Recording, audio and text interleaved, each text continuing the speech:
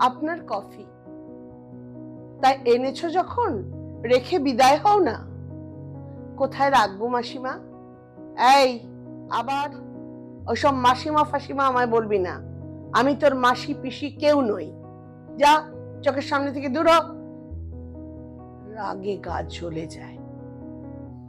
মেয়েটা পায়ে পায়ে বেরিয়ে গেল। আমি আমার স্বামী আর আমার মেয়েকে নিয়ে ছোট্ট সংসার গড়ে তুলেছিলাম। আমার মেয়ে লেখাপড়া শিখে চাকরি পেল, অফিসের কাজে আসানসোল গেছিল। সেখানে সে একটি মেয়ের দেখা পায়। মেয়েটি নিজের মা ছিল না, বাবা অন্য দেশে কাজ করত, ফলে সৎমা তাকে খেতেও দিত না, অত্যাচার করত, ইত্যাদি ইত্যাদি।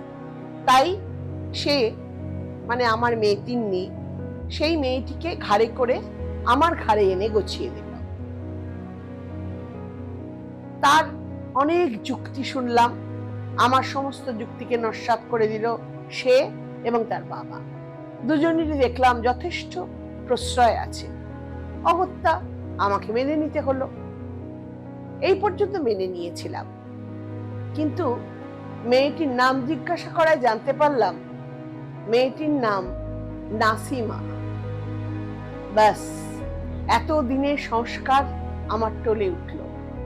যে আমি স্নান করে ঠাকুরকে জল না দিয়ে জল স্পর্শ করি না, তার সঙ্গে একই ছাদের তলায় এক বিধর্মী মেয়ে বাস করবে, একই বাসনে খাবে, অসম্ভব।